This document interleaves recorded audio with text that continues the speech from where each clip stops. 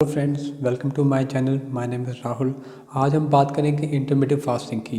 Intermittent fasting क्या होता है?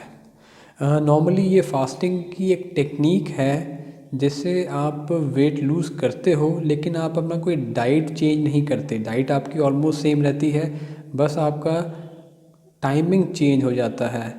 इंटरमिटेंट फास्टिंग में एक्चुअली ये दो बड़े इंपॉर्टेंट हार्मोन्स को ट्रिगर करता है। एक तो ग्रोथ हार्मोन होता है, दूसरा इंसुलिन होता है। ये ग्रोथ हार्मोन को इंक्रीज़ करता है और इंसुलिन को रिड्यूस करता है।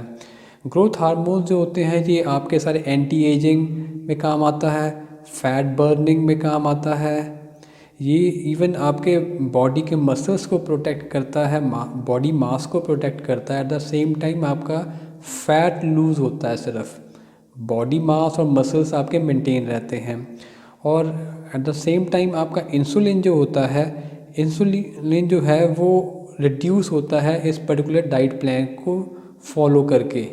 इसमें कोई प्लान नहीं है कि आपने ये खाना है और ये खाना है। आपने बस उस टाइमिंग पे खाना है, उतने गैप पे खाना है खाना, उतने में ही आपका इंसुलिन लूज़ होना, रिड्यूस होना शुरू हो जाता है। एक्चुअली होता ये है, जब भी आप खाना खाते हैं उतनी बार आपका इंसुलिन स्पाइक होता है बॉडी में।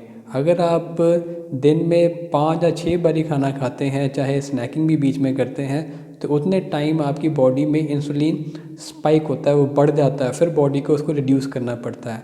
तो वही ये डाइट प्लान है कि अगर आप अपने मील प्लान कम कर दो और उस मील प्लान में आपका काफ़ी अच्छा अमाउंट ऑफ खाना खाओ आप, तो फॉर टाइम बिंग आपका उसी टाइम के लिए इंसुलिन बढ़ेगा। उसके बाद बाकी ऑफ नंबर ऑफ आवर जो बचेंगे उसमें आपका इंसुलिन कम हो जाता है।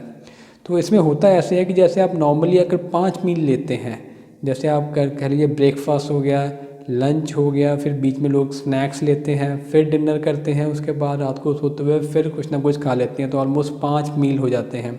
तो जितनी बार वो खाते हैं उतनी बार उनका इंसुलिन स्पाइक होता है।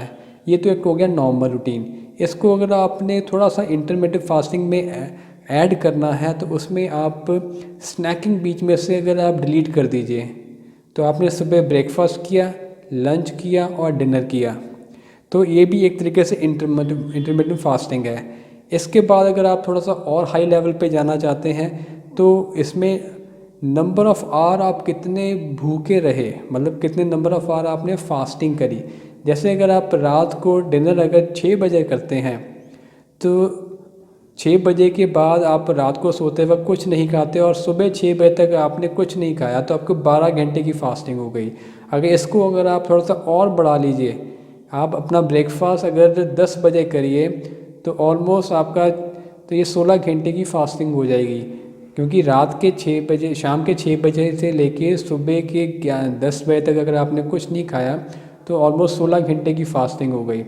तो इसमें ये होता है कि आपने नंबर ऑफ़ आवर्स कितना नहीं खाया, वो अगर आप बढ़ाते चले गए तो आपका फास्टिंग लेवल बढ़ता चला जाएगा और बॉडी इंसुलिन बनाना कम करती जाएगी और बॉडी जो है वो सारे फैट को खाना शुरू कर देगी।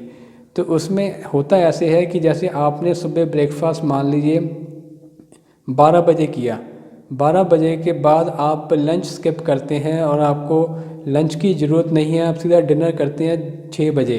तो 12 से 6 बजे तक आपने 6 घंटे में आपने दो मील लिए और वो दोनों मील हैवी हैं। और उसके बाद 6 बजे के बाद आपने रात को कुछ नहीं खाया और अगले दिन सुबह 6 बजे तक भी कुछ नहीं खाया। फिर आपको सुबह आप 11-12 बजे तक कुछ खाते हो, तो फिर ऑलमोस्ट आपके 18 घंटे का बीच में गैप आ गया। तो ये है इंटरमिटेंट फास्टिंग। आपने कितना बड़ा लंबा टाइम आपने खाना नहीं खाया, उस पर्टिकुलर टाइम में बॉडी जो है अब आपका फ़ैट को एब्जॉर्ब करेगी, उसमें से एनर्जी निकालेगी। लेकिन जब भी आपने खाना खाना है तो पूरा खाना खाना है, और खाना तब खाना है जब आपको भूख लग रही है, बिना भूख के खाना नहीं खाना।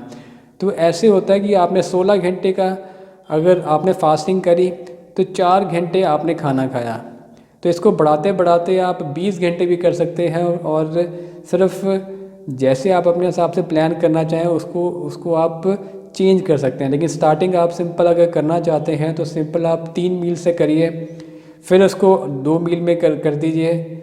आप खाने को कुछ भी खा सकते हैं शुरुआत में, लेकिन आपको शुरुआत में थोड़ा सा मुश्किल होगा, लेकिन उसके बाद आपकी बॉडी अडेप्ट कर जाएगी। तो आज का आपको मेरा टॉपिक कैसा लगा? आप इसको लाइक करिए, शेयर करिए और सब्सक्राइब करिए। Thank you.